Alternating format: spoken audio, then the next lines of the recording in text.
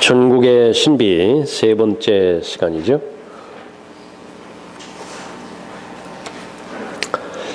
천국의 신비들을 이제 비유들로 설명해 주셨습니다. 마태복음 13장 10절에서 제자들이 나와 주께 말씀드리기를 어찌하여 그들에게 비유로 말씀하시나이까 라고 하니 주께서 그들에게 대답하여 말씀하시기를 이는 천국의 신비들이 너희에게는 알도록 허락되었으나 그들에게는 허락되지 아니하였기 때문이니라. 마태복음 13장 10절 11절에서 말씀하셨죠. 대전제가 되는 것은 왕이 거부되었다라고 하는 상태의 사실이죠.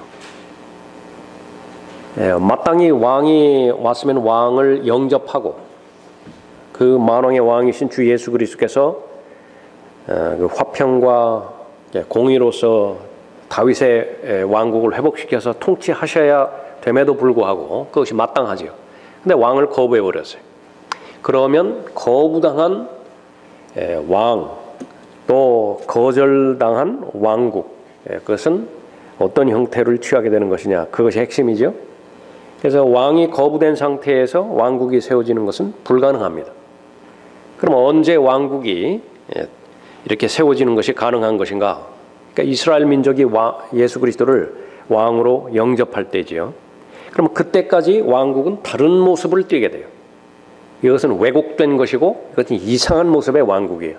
그러니까 이 부분을 놓치게 되어지면 이제 이 왕국들에 대한 신비, 왕국에 대한 신비들, 천국에 대한 신비들을 완전히 반대로 해석하게 되어버리는 것입니다. 분명히 예수님께서는 씨 뿌리는 자의 그 비유를 통해서 강조하시고자 하는 것은 4분의 3은 가짜다라고 하는 거예요. 4분의 3은 가짜다. 그것으로부터 시작해서 이어지는 모든 천국의 신비들은 부정적인 면들을 언급하고 있는 것인데 모두 다 긍정적으로 다 바꿔버렸어요. 누룩에 대해서도 그 부정적으로 말씀하셨죠. 그런데 특히 이 왕국에 대해서 잘못 해석하고 있는 특히 후천년주의, 무천년주의 해석이죠. 그것은 모두가 다 긍정적으로 받아들여져 버린 것입니다. 겨자씨 비유도 마찬가지예요. 그것은 부정적으로 말씀하신 거예요. 그렇게 돼서는 안 되는 거예요. 겨자씨가 왜 그렇게 큰 나무가 돼야 됩니까? 거기에 마귀를 예표하는 그 새들이 와서 앉으면 안 돼요. 그럼에도 불구하고 온통 부정적으로 언급하고 있죠. 자, 이 왕국은 왕국의 신비의 형태는 천국의 비유들로 설명되어지는데 마태복음에서 발견된다. 그 마태복음은 왕으로 오신 예수 그리스도를 기록하고 있는 복음으로 천국 복음을 계시하고 있다. 천국 복음 마태복음에만 나와 있죠. 예수 그리스도의 승천과 교회의 휴거 사이에 있는 현재의 기간의 특성을 알기 위해서는 반드시 12가지 비유들을 공부해야만 한다. 그것도 성경적으로 공부를 해야 돼. 이것을 자의적으로 해석하고 그렇게 해서 신천지들이 날뛰게 놔서는 안 된다 그 말이에요. 그러니까 다른 쪽으로 사적인 해석으로 그 개인적인 그 해석으로 이 비유들을 언급하는데 제시하는데 그것이 왜 틀렸는지를 규명하지 못한다고 한다면 똑같은 무리에 속하게 되겠죠. 비유는 절대로 도덕적, 윤리적 적용을 목적으로 기록된 것이 아니다라고 하는 것이죠. 그런데 거의 대부분 비유를 통해서 이 부분을 찾으려고 하는 거예요. 어떻게 하면 잘 믿을 것인가? 어떻게 하면 믿음이 세워질 것인가? 예수님께서 씨 뿌리는 자의 비유를 말씀하신 후 제자들이 주님께 다가와 어찌하여 그들에게 비유로 말씀하시나이까라고 질문하였을 때 예수님께서는 부정적으로 말씀하셨죠. 왜? 어떻게 부정적으로 말할까? 알지 못하도록 비유로 말했다. 이는 천국의 신비들이 너희에게는 알도록 허락되었으나 그들에게는 허락되지 아니하였기 때문이라. 주님께서 비유를 사용하신 이유는 믿지 못하는 자들이 이해하지 못하도록 하기 위함이다. 왜냐? 준비가 되지 않았어요. 왕을 이미 거부를 해버렸다고요. 왕을 고의적으로 거부한 상태에서 왕국만 실현되면 어떻게 돼요? 그것은 하나님의 그 약속의 말씀과는 전혀 상관이 없죠. 그래서 그들에게 비유로 말씀하신 까닭은 선지자들에 의해 예언된 말씀을 성취하기 위함이다. 무슨 말입니까? 내가 내 입을 열어 비유들로 말하고 내가 세상의 기초가 놓인 이래로 감추어진 것들을 말하리라. 이사야 6장 9절부터 11절의 그 예언의 말씀이죠. 그 예언의 말씀을 마태복음 13장 13절부터 17절까지 지난주에 자세하게 살펴봤었죠. 그것을 말씀하시는데 누구에게 성취가 되어지는 것이냐? 이 당시에 왕을 거부한 유대인들이에요. 그 다음에가 이제 중요한 말입니다. 따라서 천국의 비유들은 메시아에 관한 것이나 천년 왕국을 설명하는 것이 결코 될 수 없다. 근데 길을 쓰고 메시아의 또 천년 왕국에 아니면 하나님의 나라에 연결시켜서 설명하려고 애를 쓰는 거예요. 절대로 그렇지 않아요. 이미 구약에 메시아에 관한 예언, 또 천년 왕국에 관한 예언은 선지자들에 의해서 선포되었죠. 그러니까 메시아는 신비가 아니에요. 천년 왕국도 신비가 아닙니다. 심지어 이 부분은 뭐 다른 영역이지만 환난 후 휴거 있죠. 환난 후 휴거까지도 신비가 아니에요. 그러나 고린도전서 15장에 나와 있는 휴거는 신비입니다. 그리스도의 몸이 올라가는 것은 신비이지만 대환난 때 유대인들이 재림 직전에 지상으로 재림 직전에 휴거되는 것은 이미 구약 성경에 나와 있어요. 그래서 그것은 신비가 아니라. 그 다음에 이 비유들은 영적인 왕국, 영적인 왕국을 설명하는 것도 아닌 것입니다. 영적인 왕국 하나님의 나라에 대해서 그 설명하는 것은 이 12개의 천국의 비유들 가운데서 3가지뿐이라 그렇게 우리가 살펴봤었죠. 따라서 천국의 신비들은 이 시대의 경륜의 특징을 설명한 것이어야만 한다. 이 시대의 특징은 무엇이에요? 유대인들은 아주 비참하게 돼버렸죠. 그것을 설명하려고 하는 거예요. 유대인들은 아주 지금 이 시대에는 교회 시대는 아주 비참한 상태에 있다. 로마서 11장 25절 말씀이죠. 형제들아 너희가 스스로 지혜 있는 채 하지 않기 위하여 이 신비를 너희가 모르기를 내가 원치 아니하노니. 어떻게 하면 이 신비를 그러면 알 수 있어요? 비유를 잘 공부를 해야 되죠. 천국의 신비들에 해당되는 비유들을 잘 공부할 때에 이 신비들에 대해서 무지하지 않아요. 무엇입니까? 내용이. 이는 이방인들의 충만함이 차기까지는 이스라엘의 일부가 완고하게 된 것이라. 왕을 쫓아버렸어요. 왕을 거부해버렸어요. 그래서 지금 이 시대는 왕이 없는 시대라고 해요. 유대인들에게는. 즉 왕이 없는 동안 왕국과 관련된 이 지상에서의 모습을 나타내는 것이라 그래요. 그래서 진짜 왕을 몰아내버리고 가짜 왕이 지금 진짜 행세를 하는 그런 상황입니다. 12가지 비유 거의 대부분의 비유의 내용은 가짜가 반드시 섞여 있다는 것이에요. 그러니까 진짜가 있으면 진짜만 있는 것이 아니라 반드시 가짜가 득세하고 있는 것인데 그것을 강조하기 위함이었죠. 자, 이 부분들을 다시 그 마지막에 반복해서 결론으로 우리가 다시 살펴보기 위해서 그 과정을 간략하게 살펴보자 하죠. 그리스도께서 말씀하신 비유를 근거로 본 천국의 교리 그 내용이 있죠. 자, 제일 첫 번째는 예수 그리스도께서는 왕국, 천국을 제시하셨죠.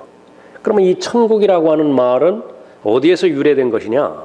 다니엘 7장 13절에 있죠. 교재에 나와 있죠. 거기. 내가 밤에 환상들을 보았더니 보라 인자 같은 분. 성경에서 인자라고 하는 말이 나왔을 때는 항상 지상의 통치를 말하는 것입니다. 바울은 자신의 서신에서 인자, son of man이죠. 단 한 번도 기록하지 않았어요. 그 대신에 무슨 이름을 기록했습니까? 하나님의 아들이라. Son of God이죠. 그러나 이 인자는 반드시 지상 통치와 관련이 있고 더 구체적으로 말하면 유대인의 사역과 관련이 있습니다. 그때 나타난 이름이 인자라. 인자 같은 분이 하늘의 구름들과 함께 오셔서 하늘이 나오죠. 옛날부터 계신 분께로 오시니 그들이 인자 같은 분을 그분 앞에 안내하였더라. 거기서 그분께 통치권과 영광과 왕국들과 언어들로 그분을 섬기게 하려 함이더라. 그분의 통치권은 사라지지 않을 영원한 통치권이며 그분의 왕국은 멸망하지 않으리라. 천국에 가는 내용이죠. 그 이름은 바로 여기에서 시작됐습니다. 그럼 이 왕국에 관련된 메시지는 무엇인가? 침례인 요한은 마태복음 3장 1절에서 그 무렵에 침례인 요한이 와서 유대의 광야에서 전파하여 말하기를 너희는 회개하라 천국이 가까이 왔느니라. 그러나 마가복음에 보면 하나님의 나라가 가까이 왔다라고도 선포하죠. 그래서 예수 그리스도는 두 개의 왕국을 가지고 오신 분입니다. 하나는 지상에 세워질 왕국이고요. 천년왕국이고 정치적인 왕국이죠. 또 하나는 눈으로 보여지지 않는 영적인 왕국입니다. 하나님의 나라예요. 이 지상에 세워질 천년왕국은 천년왕국으로 대표되지는 그 왕국은 바로 유대인을 그 대상으로 해서 온 것이죠. 침례인 요한의 선포입니다. 예수 그리스도의 메시지도 똑같죠. 마태복음 4장 17절에서 그때부터 예수께서 전파하기 시작하여 말씀하시기를 회개하라 천국이 가까이 왔느니라. 이 천국의 주인은 누구라고요? 절대로 이방인이 아니에요. 심지어 사마리아인들도 아니에요. 그래서 절대로 이방인에게 가지 말고 사마리아인에게도 가지 말고 오직 잃어버린 이스라엘의 양들에게만 가서 전파라고 말했죠. 무엇을 전파하는 것입니다. 주 예수 그리스도를 믿으라. 이런 소리 하지 말라. 왕국 복음을 전파하라. 왕국 복음. 대환란 때도 동일한 메시지가 전파되죠. 대환란의 성격은 무엇입니까? 그리스도의 몸은 유기체인 그리스도의 몸은 이미 들림받았죠. 이 지상에 유대인들이 남는데 그 유대인들을 다루시는 하나님의 경륜은 이제 다시 구약으로 돌아가는 것입니다. 율법으로 돌아가는 것이라. 그래서 그 대환란 때 유대인들은 믿음으로만 구원받는 것이 아니라 반드시 하나님의 계명을 지켜야 돼요. 십계명으로 대표되어지는 하나님의 계명을 지키며 동시에 예수 그리스도를 믿어야 되죠. 끝까지 견뎌야 구원을 받아요. 대환란이 끝나는 시점이 있는데 그 대환란이 끝나는 시점까지 견뎌야 배교하지 않아야 구원을 받는다. 그때의 구원은 지옥으로부터의 구원 그 부분을 강조하는 것이 아닙니다. 그때의 구원은 천년왕국으로 유입이에요. 지상에 세워질 정체적인 왕국으로 들어가게 된다 그 말이죠. 그러면 끝까지 견디는 자는 구원을 받는 것이에요. 그리스도하고는 교리적으로 아무런 상관이 없어요. 이미 들림받아 올라갔으니까 그렇죠. 마태복음 24장 13절입니다. 그러나 끝까지 견디는 자는 구원을 받으리라. 이 구원의 대상은 무슨 복음이라고요? 왕국 복음이라.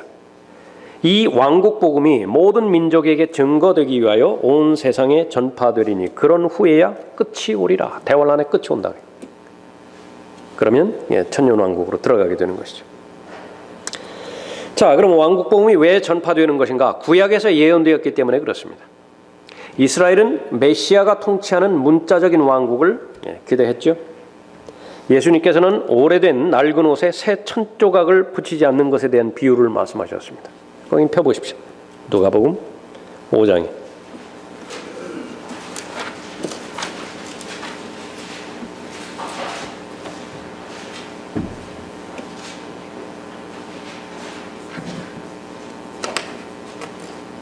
대조를 해놨습니다. 그 비유에서는 누가복음 5장 33절 거기에서는 낡은 옷과 새 천조각 또 낡은 가죽 부대와 새 포도주 언급되고 있죠. 그들이 주께 말하기를 요한의 제자들은 바리새인들의 제자들과 마찬가지로 자주 금식하고 기도하는데 어찌하여 당신의 제자들은 먹고 마시기만 하나이까? 라고 하니 주께서 그들에게 말씀하시기를 너희는 신혼방의 아이들이 신랑과 함께 있는 동안 금식하게 할 수 있겠느냐? 그러나 신랑을 그들에게서 빼앗길 날들이 오리니 그러면 그 날들에는 그들도 금식하리라고 하시니라. 주께서 또 비유로 뭐로요? 그 비유로 왕국과 관련된 비유예요. 그래서 그들에게 말씀하시기를 새 천조각을 낡은 옷에 대고 깁는 사람은 아무도 없나니 만일 그렇게 하면 새 것도 헤어진 것이 될 뿐만 아니라 새 것에서 자른 천조각과 낡은 옷도 어울리지 아니하리라. 또 새 포도주를 낡은 가죽 부대에 붓는 사람은 아무도 없나니 만일 그렇게 하면 새 포도주가 그 가죽 부대를 터뜨려 포도주도 쏟아지고 가죽 부대도 망가지리라. 그러나 새 포도주는 새 가죽 부대에 부어야만 하리니 그리하면 둘 다 보존되느니라. 또 묵은 포도주를 마시고 즉시 새 포도주를 원하는 사람은 아무도 없나니 이는 그 사람이 말하기를 묵은 것이 더 좋다 함이라고 하시더라. 거의 대부분의 이 부분들은 이것을 도덕적으로 해석해 버리는 거예요. 그리고 끝난다. 무엇입니까? 이 비유를 통해서 말씀하시고자 하는 것은 지상 왕국인 천국과 관련돼서 이 비유를 우선적으로 해석해야 되죠. 지상 왕국인 천국과 관련돼서 말씀하신 거예요. 지금 그 내용은 무엇입니까? 예수님 자신의 왕국을 바리새인들의 종교 위에 세우지 않으시겠다 말씀하시는 거예요. 옛 것들 여기 그 낡은 그 옷 있잖아요. 그건 다 바리새인들이 지금까지 사람의 힘으로 종교의 힘으로 세우는 그 종교의 기득권입니다. 새 포도주라든지 새 천조각이라든지 그 부분들은 그 예수님께서 가져오시는 것을 말하는 것인데 절대로 그 위에 세우지 않는다. 그건 어울리지 않는다. 완전히 다 무로 돌리고 새롭게 시작하는 것입니다. 그것이 회개하라 천국이 가까이 왔느니라고 하죠. 그래서 자신의 왕국은 새롭고 지금과는 다른 왕국을 세우러 오신 것이라고 말씀하신다. 이것이 대전제가 되어야 그 다음에 해당되지는 영적인 왕국과 관련돼서 영적인 적용이 의미가 있는 거예요. 이 부분을 몰라버리면 온통 그냥 영적인 해석으로만 받아들여지는 거죠. 영적인 왕국인 하나님 나라와 관련돼서는 어떻게 했습니까? 새 포도주는 성령을 예표합니다. 그리스도 안에 있는 새 본성과 아담의 본성은 섞여질 수 없죠. 그래서 영적 지대는 중립 지역이 없는 것입니다. 성령께서 몸 안에 거하기 위해 오시기 전에 새로운 그릇이 있어야 되죠. 그래서 새 가죽 부대는 예수 그리스도의 영적인 몸을 말하는 것입니다. 그런데 이 두 번째 적용은 모두가 다 동의하는데 첫 번째 적용에 대해서는 멍하니 있다. 왜 그렇습니까? 문자적인 기록을 믿지 않기 때문에 그래요. 예수님께서는 반드시 제일 첫 번째 마태복음 1장 21절에서 기록된 것처럼 유대인을 위해서 왔어요. 유대인의 구원을 위해서 왔어요. 그러니까 이방인은 다음이라고요. 자, 2번이라고 기록되어 있는 부분 보십니다. 선한 목자와 양의 비유를 말씀하신 이유. 그것은 바로 예수 그리스도를 메시아로 거부하는 바리새인들 때문이었죠. 요한복음 10장 1절부터 8절까지. 예수님 자신의 양들은 예수 그리스도를 알아볼 수 있음을 보여주시려고 이 비유로 말씀하셨어요. 요한복음 10장에서 비유라고 말씀하셨죠. 그 결과 바리새인들의 노예 생활에서 벗어나 그리스도께서 통치하시는 왕국이 보장하는 자유로 들어가게 하고자 함이었습니다. 그래서 선한 목자와 양의 비유를 자신을 거부한 바리새인들 관련해서 그렇게 말씀하셨고요. 세 번째, 잃어버린 양과 잃어버린 은전, 잃어버린 아들의 비유. 모두가 다 바리새인들의 잘못된 관점을 바로잡고자 그렇게 말씀하셨죠. 누가복음 15장에서 말씀하셨죠. 설명해 보십시오. 즉 바리새인들은 하나님께서는 죄인들을 싫어하시고 죄인들의 죽음을 기뻐하신다는 것이다. 그렇게 되면 죄인들은 하나님의 면전에서 영원히 사라지게 되기 때문이다. 이것이 바리새인들의 관점이었어요. 어떻게 의로운 바리새인들, 이 바리새인을 거부하고 그것은 온 천하가 공인하고 있는 그 창녀와 세리, 그건 공개적인 죄인 아니야. 그 공개적인 죄인을 받아들일 수 있는 것이야. 그건 하나님 아니다. 그 하나님께서 보내주신 메시아가 아니다. 왜 그렇습니까? 메시아라고 한다면 불의에 대해서 죄에 대해서는 용서하지 않고 반드시 심판하시는 분이신데 저 창녀와 저 세리들과 관련돼서는 완전히 제거해 버리신 것이다. 그래서 이 땅에 의만 남게 하시는 텐데 의로 대표되는 것이 바리새인들이에요. 그것을 철저하게 믿고 그 세뇌된 상태에서 그 종교적 신념으로 지금까지 왔는데 정반대로 말씀하시는 것입니다. 어떻게 죄인들과 같이 앉아서 식사를 할 수 있는 것이냐. 같이 죄인 취급해버린 것이죠. 이런 관점 때문에 하늘에 들어가기에 충분한 선행을 일생을 거쳐 하는 것이 목표가 되었다. 그 바리새인들은 바로 그 선행이 목표예요. 선행을 통해서 의를 확보할 수 있기 때문이라고 확보할 수 있을 것이라고 믿었기 때문에 그렇죠. 그래서 이 세 가지 비유를 통해서 잃어버린 양, 잃어버린 은전, 잃어버린 아들 세 가지 비유를 통해서 알 수 있는 것, 그것은 원래의 주인이 얼마나 애타게 잃어버린 것을 찾고 있는 것인가, 또 그 잃어버린 것을 찾았을 때 얼마나 큰 기쁨을 누리는 것인가, 그것을 보여준다. 그래서 이를 통해 하나님께서는 죄인들이 하나님께로 돌아오는 것에 대해 얼마나 큰 사랑을 보여주는 건지 알 수 있다. 네 번째, 소경이 소경을 인도하는 비유. 역시 마찬가지입니다. 바리새인들을 따르는 자들에게 경고를 주기 위함이다. 누가복음 6장 39절에서 비유로 말씀하시기를 소경이 소경을 인도할 수 있느냐? 둘 다 구덩이에 빠지지 아니하겠느냐? 그래서 실제 소경과 영적인 소경을 병행해서 보여주기 위해서 비유라고 말씀하셨어요. 마태복음 15장 10절 16절에서는 그 대상을 바리새인으로 그렇게 보는 것이죠. 왜 그렇습니까? 그러니까 바리새인들이야말로 진짜 소경이기 때문에 그래요. 이 바리새인들은 영적으로 눈이 먼 목자들이고 영적으로 눈이 먼 자들을 따르는 자들을 인도하고자 애쓰는 바리새인들에게 경고하는 말씀이다. 다섯 번째, 아들을 위해 혼인잔치를 준비하는 왕의 비유. 그 비유를 통해서 그리스도께서 그 세대를 왕국에 초청하시는 것에 대해서 가르쳐 주시는 거죠. 혼인식은 그리스도께서 통치하시는 천년왕국을 그려주기에 이 비유는 그리스도께서 유대인들에게 그 왕국을 제안하셨음을 가르치신다. 이건 교회와는 무관해요. 여기는 행위가 나오죠. 마태복음 22장에서는. 여섯 번째, 생명으로 이르는 좁은 길과 멸망으로 이르는 넓은 길의 비유를 통하여 그리스도께서 제안하신 초청을 거부한 것이 얼마나 위험한 것인지 가르쳐 주신다. 마태복음 7장 13절 14절에서. 일곱 번째, 현명한 사람은 반석 위에 자기 집을 지어 홍수, 바람을 이기는 비유. 이 비유는 그리스도를 신뢰함으로 그 왕국에 들어가는 사람들이 그리스도의 가르침을 잘 듣고 잘 행하는 사람들임을 묘사한다. 교리적으로는 여기는 행위가 포함이 돼요. 잘 듣고 잘 행하는 것. 이것은 교리적이다. 이게 교리적으로. 이 교리적인 내용을 소화한 다음에 영적으로 얼마든지 잘 적용할 수 있는 것이죠.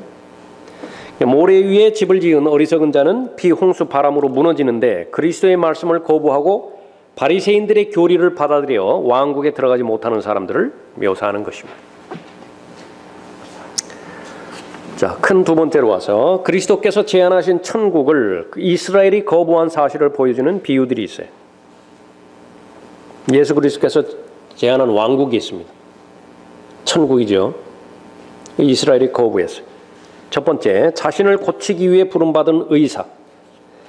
그리스도를 거부하는 이스라엘을 묘사한다 그랬습니다. 누가복음 4장 23절에서 진실로 너희가 의사야 너나 고치라 하는 속담을 들어 우리가 당신이 카퍼나움에서 행하였다고 들은 그 모든 것을 여기 당신의 고장에서도 행하여 보라고 나에게 말하리라고 하시더라. 또 주께서 말씀하시기를 진실로 내가 너희에게 말하노니 자기 고향에서 환영받는 선지자는 아무도 없느니라. 이 비유는 무엇을 말하고자 하는 것입니까? 그러니까 이들은 그리스도를 다른 사람들에게 구원을 제시하기 전에 자신의 죄 문제를 해결할 필요가 있는 죄인이라고 부른다. 너나 고치라. 이게 너나 고치라. 내 죄나 먼저 해결하라. 그렇게 보는 거죠. 거부한 겁니다. 예수 그리스도를 거부한 이스라엘을 묘사한 것입니다.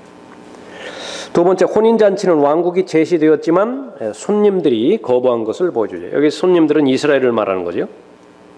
왜 그랬습니까? 추구하는 바쁜 일 때문에. 거기까지 관심을 가질 정도로 그렇게 한가지 않다는 거예요. 자신들은. 위대한 혼인잔치는 초청받은 손님들, 이스라엘이죠. 그 이스라엘이 들어갈 수 없는 여러 가지 변명들을 만들어내므로 그 혼인잔치를 무시한 사실을 보여준다. 아들이 왔는데도 아들을 죽이기까지 하죠. 그만큼 완악한 마음으로 거부한 것을 말하는 것입니다.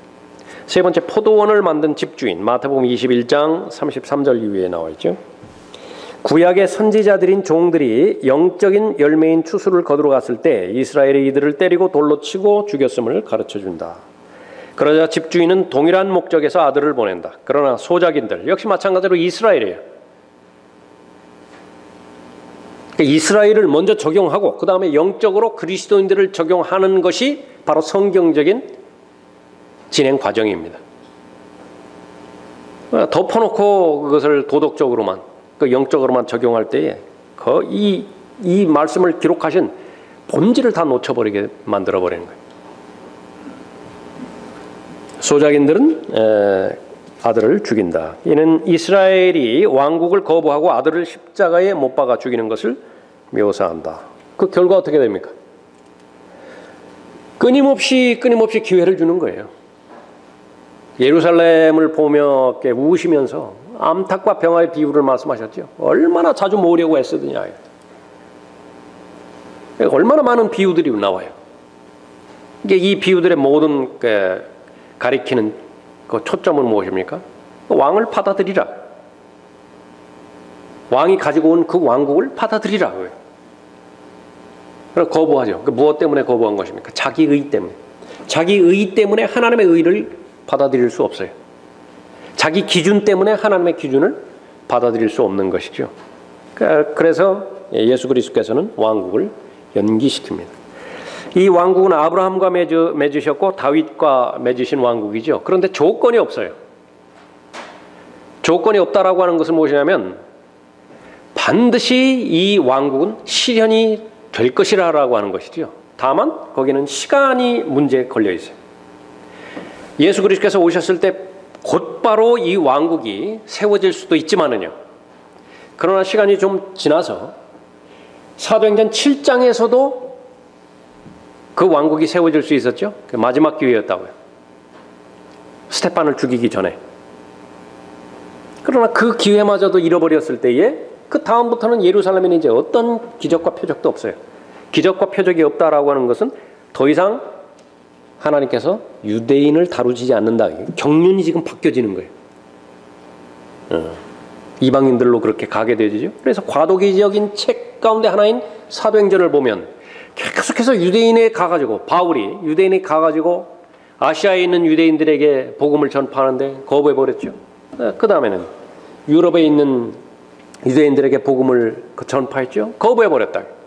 그 다음에는 사도행전 28장에서 이제 어디까지 갑니까?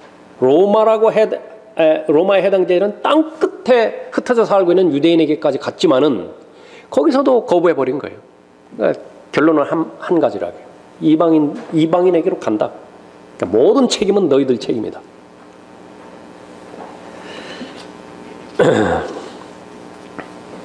그래서 아브라함과 맺으신 무조건적인 언약의 내용, 창세기 12장, 13장, 14장, 15장, 17장에 나와 있는 내용이죠. 결론은 무엇입니까? 아브라함의 육체적 자손들은 땅에서 영원히 거주할 것이다. 다윗과 맺으신 무조건적인 언약의 내용, 사무엘하 7장 16절에도 나와 있죠. 내 집과 내 왕국이 내 앞에서 영원히 세워지리라. 내 보좌가 영원히 세워지리라. 예수 그리스도께서 출생하셨을 때 누가복음 1장에서는 그 다윗에게 주신 그 예언의 말씀을 그대로 적용하죠. 예수 그리스도께 그 왕으로 오신 거예요. 그러나 이스라엘이 그리스도의 제안을 거부함으로 다윗의 왕국은 취소되지는 않았으나 연기되었다. 중요한 말입니다. 왜 취소될 수 없다고요? 여기는 조건이 없어요. 그 왕국에. 왕국을 주셨을 때는. 그러니까 반드시 성취가 되어야 되는데 연기되었습니다. 그 부분과 관련돼서 연기시킨 그 부분과 관련되어서 이제부터는 또 다른 비유들을 말씀하십니다. 누가복음 19장 보십시오.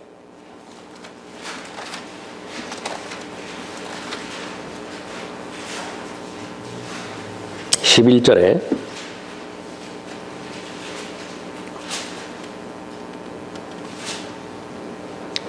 그들이 이 말씀을 듣고 있을 때 주께서 비유를 하나 더 들어 말씀하시더라. 그 비유죠. 이는 주께서 예루살렘에 가까이 계심으로 그 사람들은 하나님의 나라가 당장 나타나는 줄로 생각하고 있었기 때문이라. 근데 지금부터 다루는 것은 연기되는 왕국이에요. 지금 당장 안 나타난다. 12절에 그런 말씀하시기를 어떤 귀인이 왕국을 받아서 돌아오려고 어디로 가게 됐다고요? 먼 나라로 갔어요. 이건 지금 당장 일어나지 않는다. 그리고 나서 말씀하신 것이 이제 문화에 대한 그 비유들입니다. 취소되지는 않아요. 반드시 실현이 되어집니다. 그러나 연기됐어요. 그것을 지금 언급하고 있는 것입니다. 그래서 그 목적은 자신이 제안한 그 왕국은 철수되었고 연기되었음을 가르치기 위해서다. 본문에 나오는 어떤 귀인은 예수 그리스도시죠. 그 귀인은 어떤 왕국을 받으려고 먼 나라로 떠나는 것입니다. 그래서 이스라엘이 예수 그리스도를 거부했다고 해서 예수 그리스도께서 통치하실 권리 자체가 완전히 없어진 것이 아니다. 잠정적으로 중단만 되었던 것입니다. 망명 중인 다윗 왕이에요. 지금 예수 그리스도는요. 언젠가는 등극하시잖아요. 다윗이 언젠가는 등극하죠. 실제로 40년간 통치를 하죠. 바로 그 직전에 해당되는 것이 지금의 경륜입니다. 그 다음에는 이 문지기에게 깨어 지키라고 말씀하셨던 마가복음 13장 거기도 보십시오. 마가복음 13장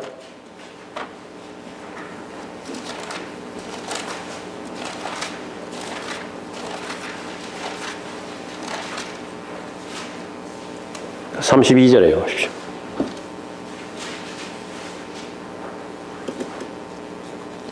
그날과 시간에 관해서는 아무도 모르나니 정녕 하늘에 있는 천사들도 모르고 아들도 모르며 오직 아버지만 아시느니라. 휴거에 관련돼서 공중재림을 말씀하시는 것이 아니라 지상재림을 지금 말씀하고 있어요. 유대인과 관련된 부분입니다. 그것과 관련돼서 33절에서 너희는 주의하여 깨어 기도하라. 이는 너희가 그때가 언제인지 모르기 때문이라. 이는 인자가 마치 자기 집을 떠나 멀리 여행을 하면서 또 나오죠. 오지 않는 것은 아니에요. 반드시 온다. 그러나 연기가 됐어요. 그런데 그 연기된 그 시점들이 점점 다가오고 있다는 것을 언급하고 있죠. 이는 인자가 마치 자기 집을 떠나 멀리 여행을 하면서 그의 종들에게 권세를 주어 각자에게 일을 맡기고 문지기에는 깨어 지키라고 지시하는 사람과 같음이라. 그러므로 깨어 있으라.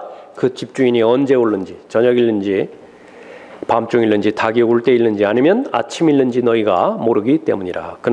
그가 갑자기 와서 너희가 잠든 것을 보지 않도록 하라. 내가 너희에게 말하는 것은 모든 사람들에게 말하는 것이니 깨어 있으라고 하시더라.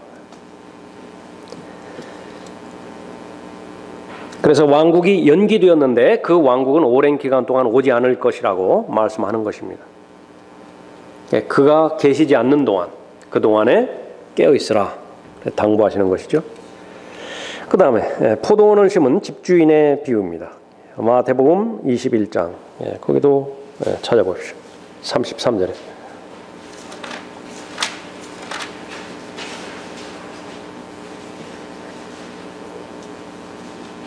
계속해서 먼 나라로 떠나갔다라고 하는 것에 지금 초점을 맞추고 있습니다. 그 내용이 무엇입니까? 완전히 취소는 안 돼요.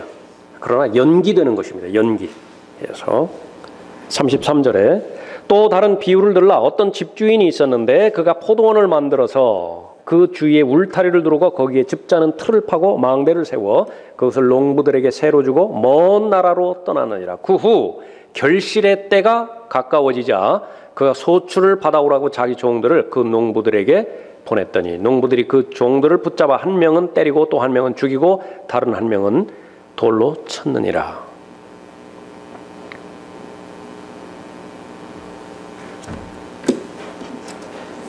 그 이후에 계속되어지는 것. 그 세대의 유대인들에게 주시기 위해서 왕국을 가져오셨는데 그 세대의 유대인들이 이렇게 돌로 때리고 치고 죽였죠.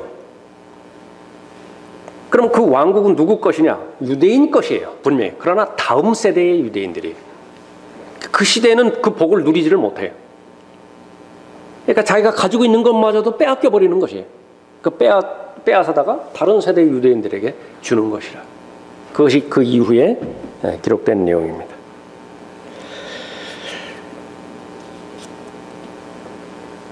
그 당시에 이스라엘, 예수님 당시에 예수 그리스도를 거부했던 유대인들은 심판받은 것을 우리가 살펴볼 수 있죠. 그래서 마태복음 12장, 마태복음 13장에서 천국의 비유들이 나오는데 바로 전장, 아주 암울한 장이라고 처음에 살펴봤었죠. 마태복음 12장. 그것은 하나님의 아들을 거부를 하고 심지어 용서받을 수 없는 죄를 저질러 버리죠. 그러니까 마귀 들린 사생활하고 그렇게 예수 그리스도를 저주해 버립니다. 그 가운데서 바로 소재된 집의 비유가 나오는 것입니다. 침례인 요한에 의해서 정결케 하는 사역을 이스라엘이 경험하고 있는 것인데 그 정결함이 오래가지 않아요. 이스라엘은 이 집을 떠난 불결한 영으로 대표되는 더 악한 7 영들을 가지고 그 집으로 다시 들어가게 되는 것이죠. 결론적으로 무엇을 말하는 것입니까? 이스라엘의 마지막 상태는 침례인 요한의 때보다 최소한 7배는 더 악해요. 예수 그리스도를 거부했기 때문에 그렇죠. 그래서 이 악한 세대도 그러하리라 그렇게 말씀하셨을 때 그 세대를 말하는 것입니다. 사도행전 2장에서 베드로가 설교를 하면서 이 악한 세대로부터 구원을 받으라 그렇게 말했을 때는 그 예수님 죽인 세대예요. 십자가에 달려 그 매달은 그 세대를 말하는 것이죠. 그러면 이제 결론에 다른 것은 무엇입니까? 마지막에 있는 것처럼 왕국의 새로운 신비의 형태예요.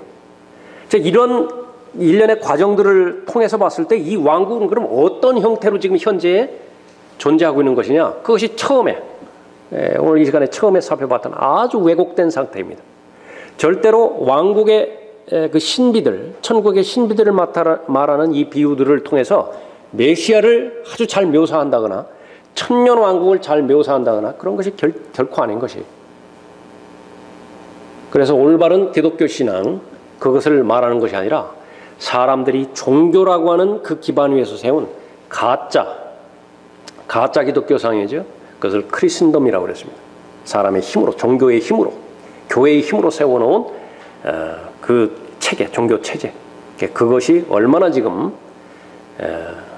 부정적인 방향으로 계속해서 흘러가고 있는 것인가. 그것을 설명하고 있는 것이죠. 그래서 천국의 신비들을 공부할 때 반드시 이러한 배경 가운데서 읽고 교리적으로 문맥적으로 받아들이고요. 그 다음에 이제 그것을 토대로 해서 영적으로 적용할 때에 그것은 안전한 해석이 되어지는 것입니다. 그 모든 것을 다 배제시켜 놓고 그냥 덮어놓고 비유이기 때문에 비유를 통해서는 교리적으로 말씀하시지 않는다. 그러니까 사람들은 그렇게 가르치고 있거든요.